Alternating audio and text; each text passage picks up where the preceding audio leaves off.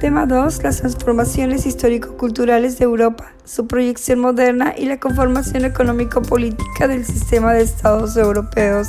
Actividad 2, opción 2, video, la revolución industrial y sus consecuencias para el continente europeo. Algunos elementos que nos ponen en contexto y nos ayudan a entender cómo se conformó el pensamiento europeo y su influencia a nivel internacional los encontramos por un lado en el Tratado de Westfalia, considerado el tratado más importante de los tiempos modernos y cuyas consecuencias se dejan sentir aún en la época actual. Al situarnos en la historia en el siglo XVII, la mayor parte de los países europeos se encontraban inmersos en durísimas contiendas militares, entre ellas la Guerra de los 80 años, en los cuales infructuosamente el Imperio Español había intentado mantener su dominio sobre los territorios de los Países Bajos. Asimismo, en la Guerra de los 30 años, intervinieron casi todas las potencias europeas de la época. Se originó por complejas causas como son el enfrentamiento religioso en el Imperio Alemán entre católicos y protestantes, la disputa entre Francia y España por la hegemonía europea y por los intentos de Suecia y Dinamarca de controlar el mar Báltico.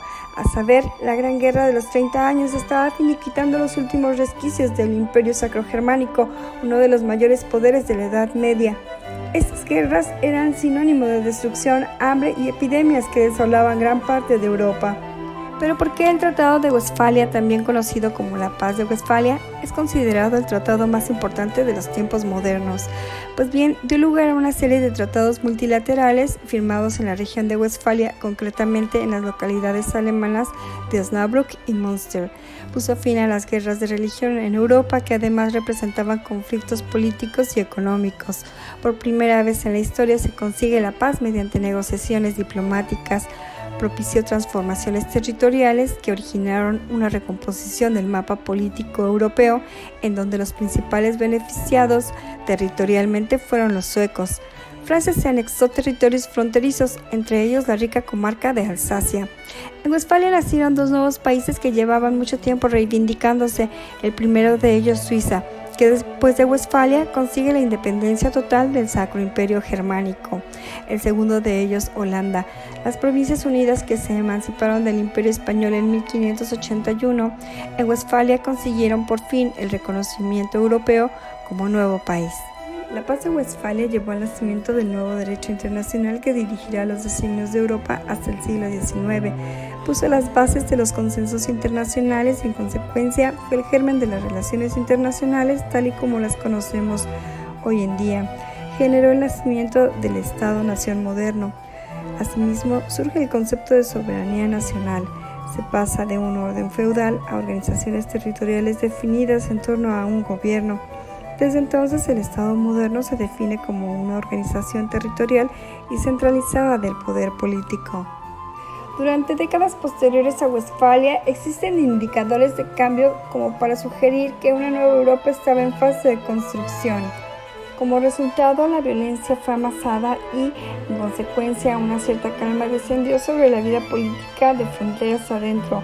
En el ámbito internacional, el sistema de estados europeo era tan competitivo y belicoso como siempre, pero durante la época de Luis XIV se empezaron a aplicar ciertas contenciones en la conducción de la guerra que tendían a moderar su violencia, en tanto que los principios mecanicistas que, según se pensaba, gobernaban el funcionamiento del universo, fueron aplicados a la escena diplomática para producir los reajustes necesarios que aseguraran y mantuvieran el equilibrio de poderes entre estados rivales. Sobre todo, una República Europea de las Letras que salvaba las fronteras confesionales y se veía favorecida por las academias y por la difusión de periódicos, se hallaba en fase de formación y con ella la creación de una nueva comunidad del espíritu y las artes. El nuevo discurso de la razón involucraba descubrimientos astronómicos de los años de Boyle y de Huygens, y también de los grandes sistemas filosóficos de Spinoza, Hobbes y Leibniz. Con la llegada de los constructores de sistemas, Europa ingresaba en la época de la preilustración, una época en la que los discursos tradicionales coexistían incómodamente, tanto en la esfera individual como en la colectiva. ¿Hasta qué punto la Paz de Westfalia fue responsable de los cambios psicológicos, políticos y sociales de finales del siglo XVII? Es tema abierto a la discusión. No obstante, cabe destacar el vasto esfuerzo diplomático realizado por los ministros plenipotenciarios, la élite política de la época, quienes finalmente alumbraron los acuerdos de paz de 1648. Los cambios recogidos por la Paz de Westfalia fueron impuestos por la victoria de las armas, pero las nuevas ideas sobre la organización del Estado y las libertades religiosas contaron con el respaldo de la primera revolución en las comunicaciones, que fue la imprenta. Gracias a la imprenta, el conjunto de estas ideas revolucionarias tuvieron divulgación sin precedente. En nuestros días, tal como en el siglo XVII, los cambios en la correlación de fuerzas en la constelación internacional y los que están afectando nuestra vida cotidiana han sido también dimensionados por las nuevas tecnologías de la información y de la comunicación. Para el análisis que nos ocupa, las comparaciones históricas nos ofrecen referencias útiles para entender nuestro tiempo desde una visión de perspectiva.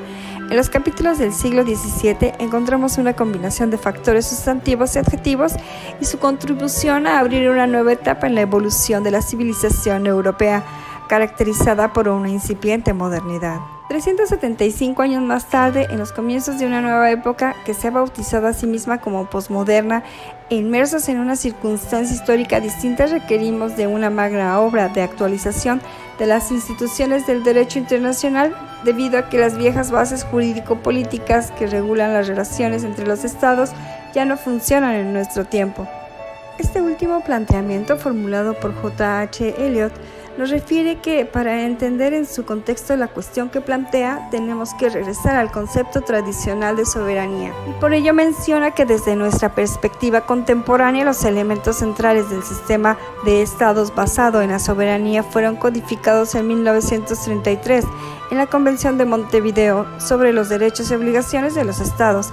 Entre los atributos del estado están el gobierno, el territorio, la población y la soberanía.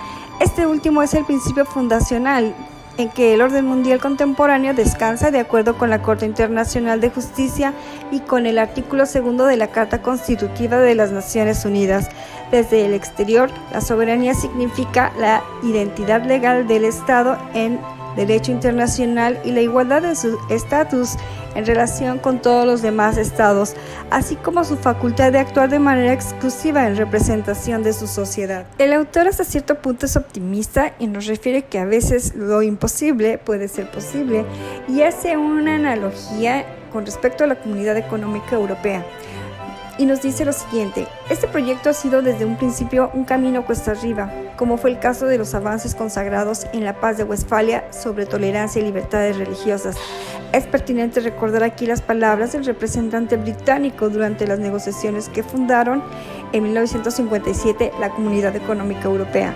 Señores, ustedes están tratando de negociar algo que jamás se podría negociar, pero si fuera negociado no se podría ratificar, y si se ratificara no funcionaría.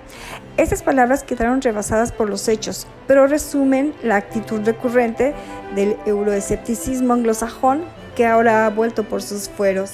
Es un hecho que la Unión Europea tendrá que superar sus presentes retos. No hay empresa humana que no sea perfectible, y más aún en la vida internacional.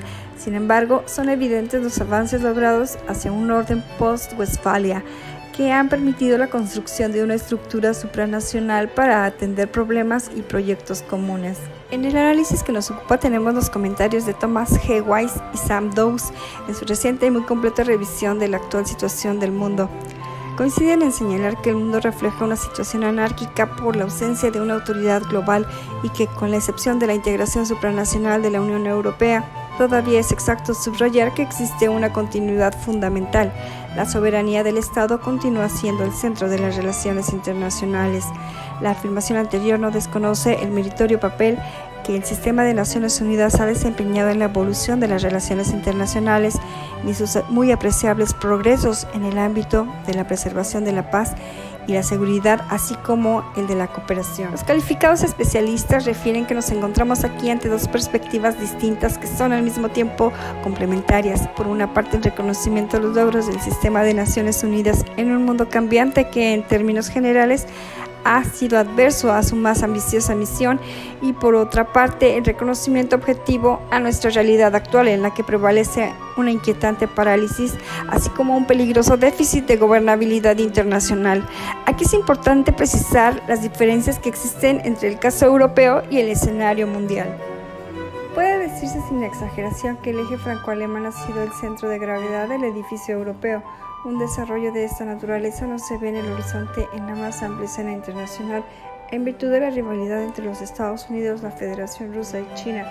Se agregan además los muy diversos intereses nacionales del nuevo mosaico de naciones con creciente influencia económica y política que integran actualmente al G20, así como los recelos justificados de muchos de los países en desarrollo en relación con los países más poderosos. En el caso de Europa, hasta ahora el conflicto natural de los intereses nacionales ha podido ser administrado porque existen los mecanismos institucionales para alcanzar los consensos necesarios a fin de que la maquinaria funcione, aunque a veces muy lentamente y con dificultades.